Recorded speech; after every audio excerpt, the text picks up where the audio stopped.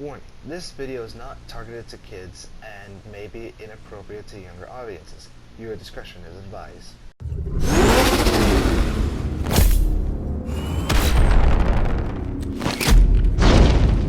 Hello, dudes and dudettes. It's your favorite reject gamer Mixer17 here, and now we are finally doing the final bit of the character bios, and we're finishing off with the Spirits of Arkham.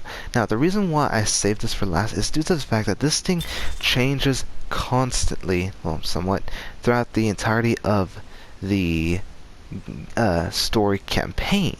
Or not really the campaign, but just whenever you're in the Asylum.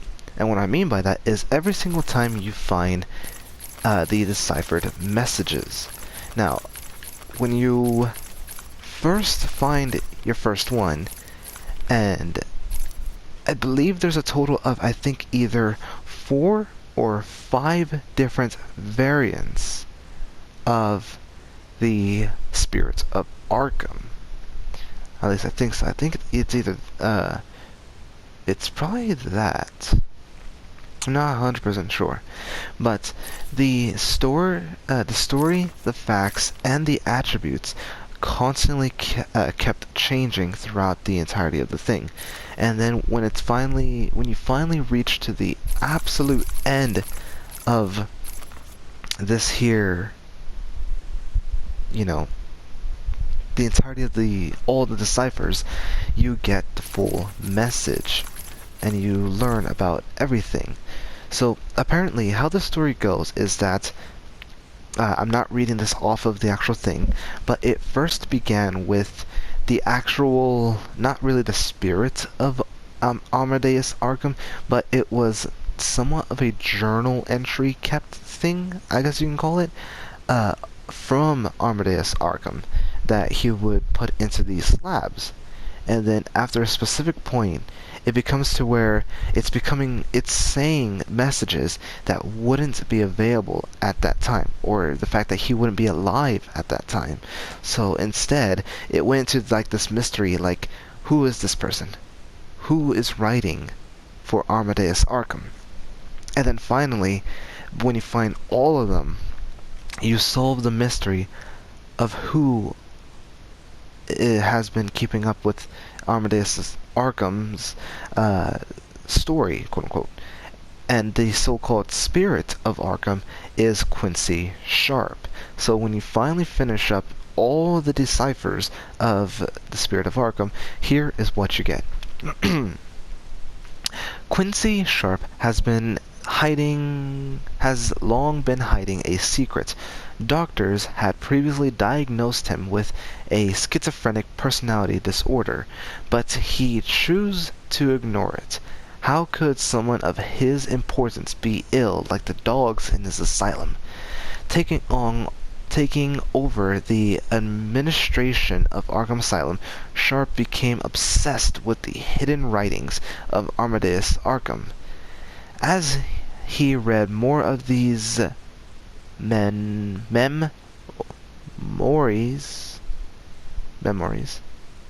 I don't know, he became almost two people. One dedicated to curing Gotham, of the other desiring only to eradicate the evil of insanity from Arkham. In his demented state, he had started to turn. He has stalked and killed patients. His ultimate goal is to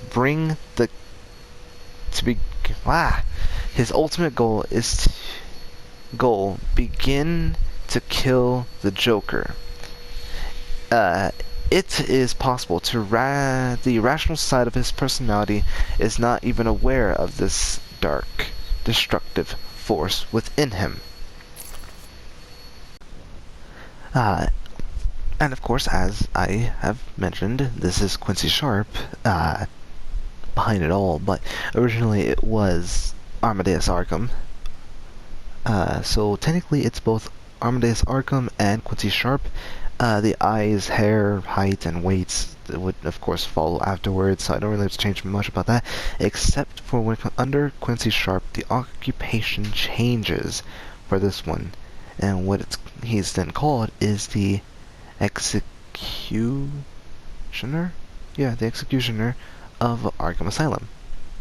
And that's really about it. That's the only thing that changes.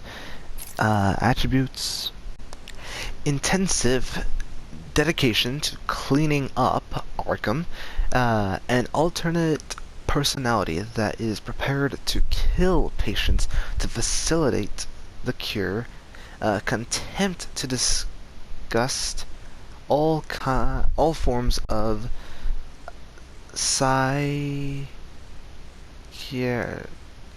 psych psychiatric disorder. I don't know if that's the proper way you pronounce it. That is rooted to self-loathing. Oh, whoops. And now time for the absolute long thing that comes to this. This is going to be something. Nope. We'll take it a step at a time. I am the spirit of Amadeus Arkham.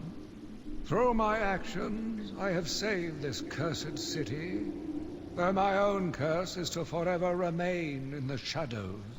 My story is carved into the very soul of Arkham, and will only be revealed to those dedicated enough to discover it. My family's blood ran through the heart of Gotham. We were doctors, politicians, and teachers. We have been the organ cleaning the arterial filth from the city. We have been its servants, giving all to protect it. And still it has chosen to hurt us.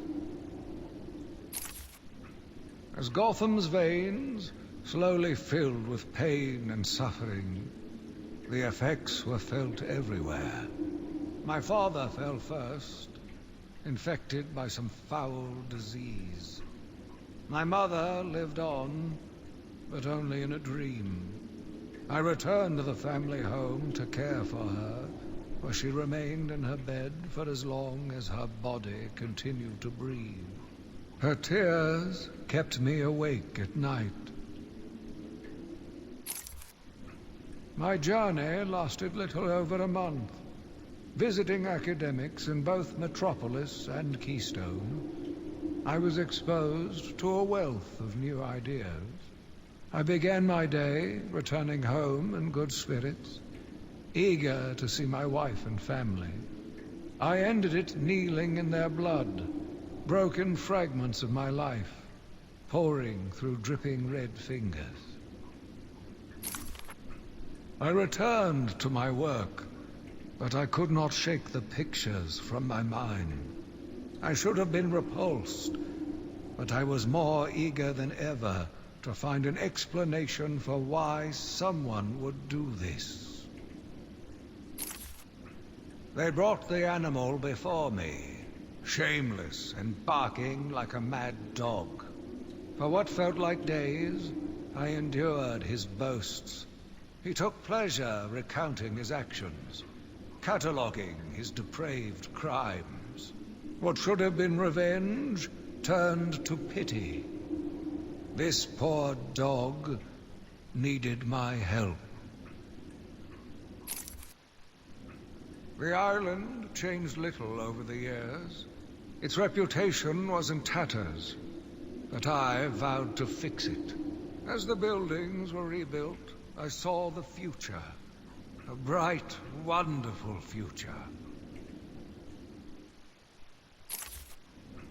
New brick, metal, and paint covered old wounds. Fresh blood was injected into the body. Bright new minds came, and all swore to uphold our promises. We all knew we were the ones to fix this city, and the city would thank us. My family's killer stood in front of me. Years of therapy have deemed him sane. I was proud to see him walk free. In exchange for his liberty, the state required only a signature. He talked about wanting to walk in a park, how he longed to feel fresh air on his face. And then he took my father's fountain pen and killed my secretary.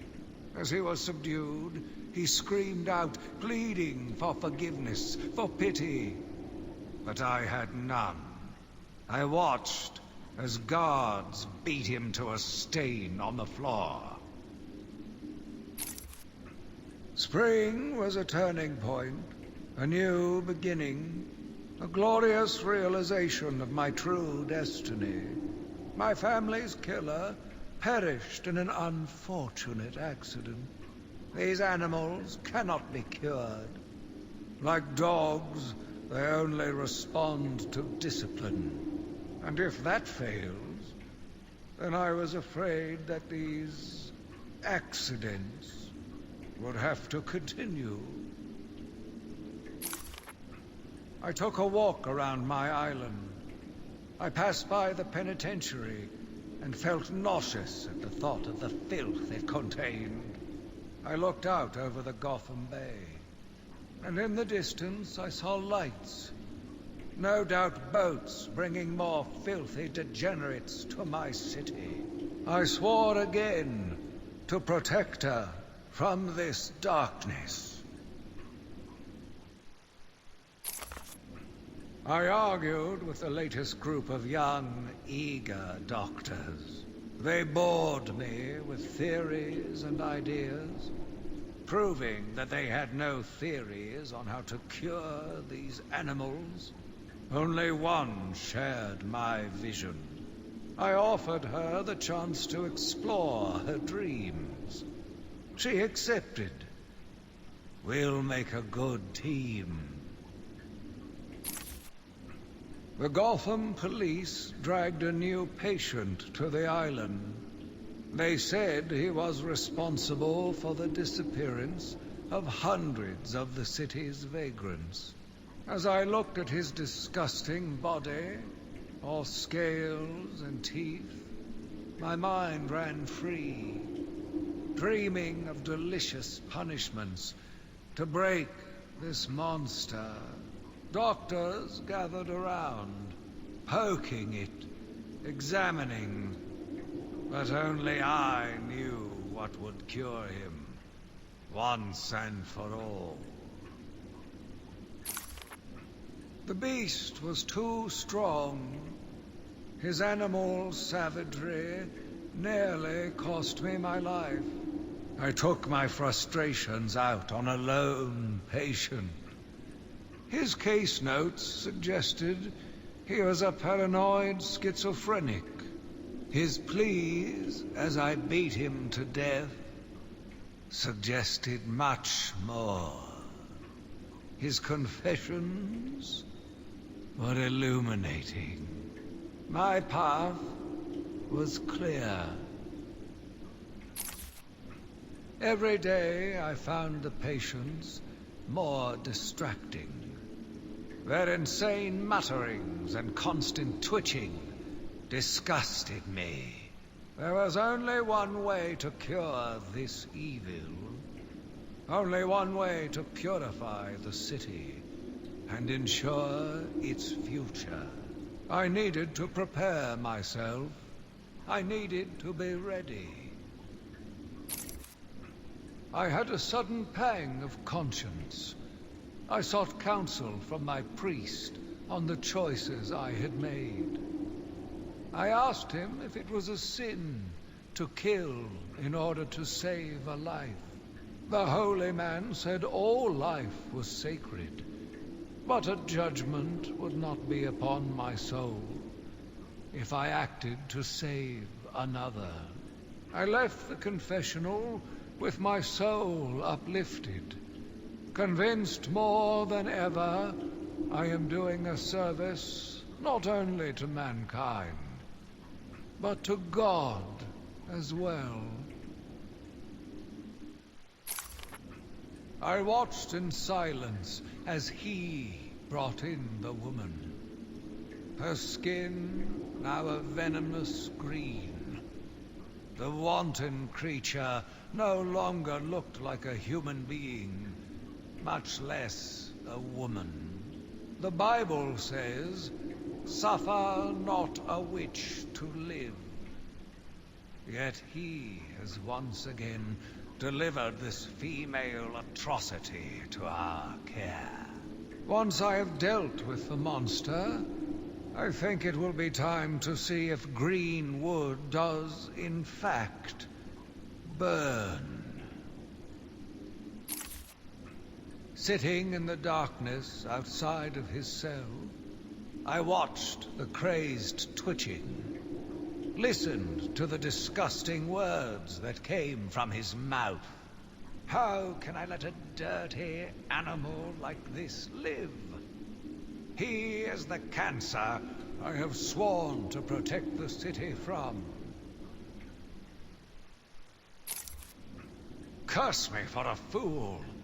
How could I not see it until now? The monster had a confederate. I hid in the darkness near his cell, and saw with my own eyes one of the doctors whispering to him. She looked at him through the transparent barrier with tenderness, with, dare I say, desire. My skin crawled with revulsion as she kissed the glass. Fighting the urge to dash the woman's head through the glass, I let her continue. The damnable clown might have shared secrets with her that would be useful once the mad dog has been executed. I'm sure the woman will reveal what she knows to me. If not willingly, then certainly under electronic persuasion. After that, a lobotomy, I think. Unfortunate for one so young. But her lust has put the reputation of Arkham at stake. Yes, a lobotomy. The very thing. There is no other way to ensure her silence in this regrettable matter. Yet again, I found myself watching him. No one can provide a cure. He laughs in the face of those who try. Amadeus would not have let him live. And neither should I. One last sip of cognac, and I was ready. He watched as I entered the cell. He smiled as I showed him the knife.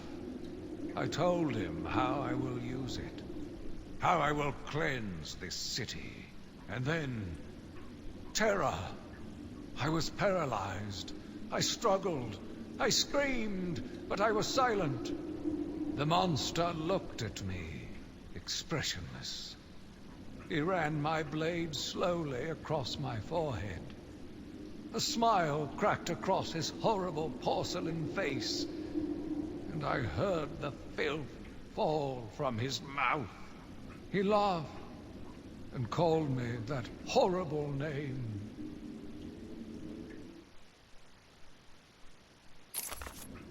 It must have been Crane, another one who doesn't deserve to live.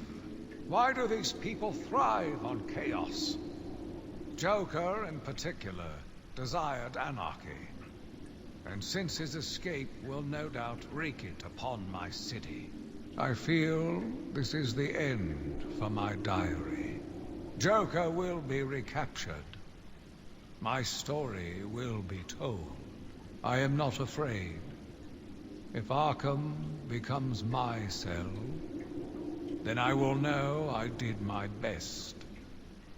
I will be remembered. I am the spirit of Amadeus Arkham. Even though Amadeus had long since passed, his spirit lived on, surviving, moving through the walls of his asylum. When it chose me, I felt proud. I was honored to continue his work. to cleanse this city. If you are strong-willed enough to follow my tales, you are strong-minded enough to deduce my identity. Come and find me, friend. Together, we will save Gotham. My name is Quincy Sharp, the spirit of Amadeus Arkham. You have done well to decipher my story, and I pray it has helped you on your path. I trust that through my writings you will do what is right. Please, I implore you, continue my work. This city deserves a savior. Continue my work. And that is it. The Spirits of Arkham was a very complicated little very short side mission that really threw me off when I was a lot younger, because I thought, oh hey, this is pretty cool, it must be like an actual ghost. Now that I'm looking, I'm like, huh, what's going on here? But now that things have been explained, that is it for the character bios. The final thing I'll be doing for Arkham Asylum will be going over the character trophies. So look forward to that. Thank you all for joining me, and I'll see you all in the next video. Goodbye.